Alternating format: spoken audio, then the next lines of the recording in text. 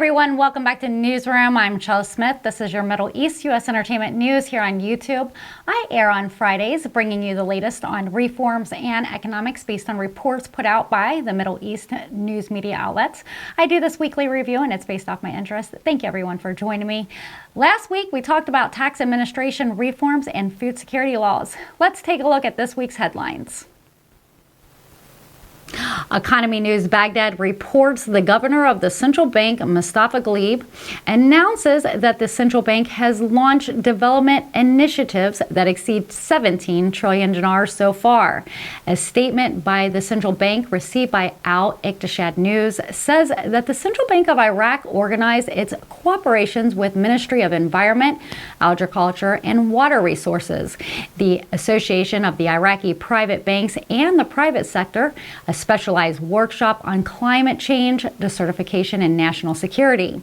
The governor of the Central Bank of Iraq, Mustafa Ghalib, says during his speech at the opening of the workshop that climate change, desertification, and water shortages represent a frightening trinity that has introduced humanity and its officials and societal bodies to the utmost caution because it threatens its national security and the future of its generations, but also its present.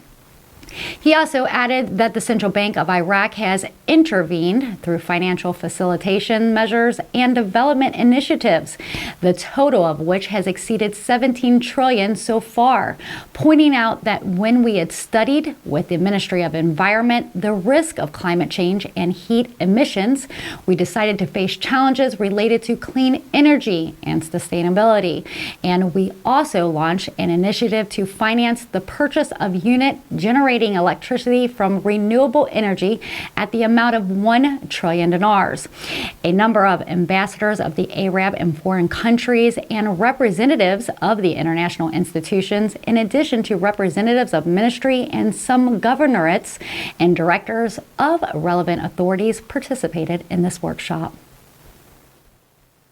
Baghdad Magazine News has reported the Ministry of Finance, Ali Alawi, and the state property sector has faced huge challenges while indicating the continuation of work and completion of automated projects. A statement by the Ministry of Finance stated that the Ministry of Finance, Ali Alawi, has conducted on June 16th an inspection to visit to the real estate department, touring between the departments and the people of the department, accompanied by the general manager and its advanced cadre. Ali has stated that the visit aims to raise the level of institutional performances and reduce the efforts and time to reach provisionals of the best services, in addition to expediting the resolutions of property issues belonging to the state and raising the pace of joint coordination with the institutions and concerns. Alawi has indicated that the state property sector faces huge challenges. Efforts should be redoubled and pushed towards upgrading the work of the department in a way that contributes to simplifying the procedures in accordance with the laws in force.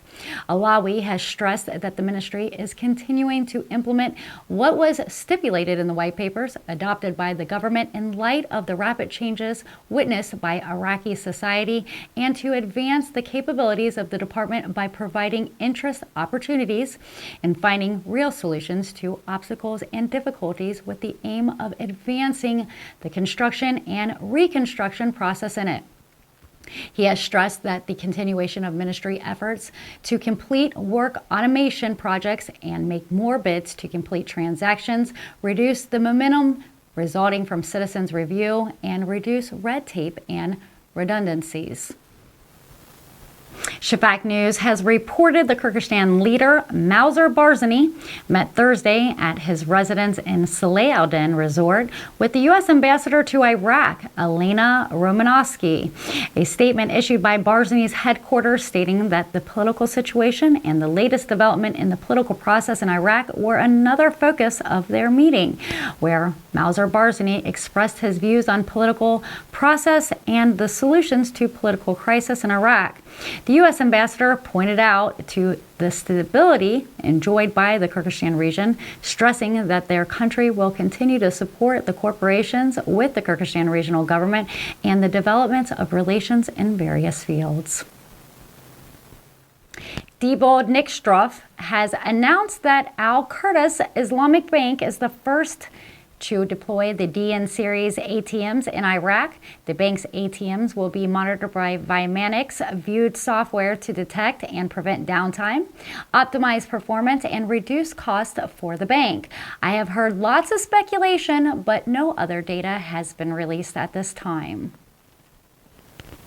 Shafak News reports economists and politicians expected on Tuesday that oil prices would jump to $180 a barrel at the end of this year due to the strong increase in demand for energy.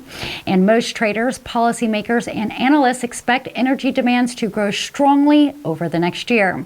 While supplies will grow at the same pace, Bloomberg news agencies reported in closed session, Western offices are talking with concerns about possibilities of the price of Brent crude, the international oil standards reaching $150 a barrel in a short period, compared to about $120 a barrel currently, while some talk about the price reaching $175 and $180 a barrel by the end of this year, as a result of the recovery in demand after the outbreak of the new coronavirus subsided and European sanctions against Russia.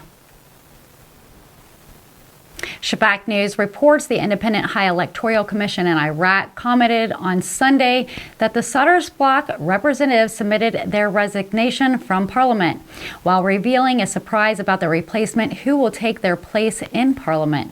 The resignation of the Sadr's bloc deputy came in response to an invitation addressed to them by the leader of the Sadr's bloc movement, Muqtada al-Sadr's, where Parliamentary Speaker Mohammed al-Halbalsi signed his resignation in the presence of the hands of the parliamentary bloc, Hassan al-Adhari.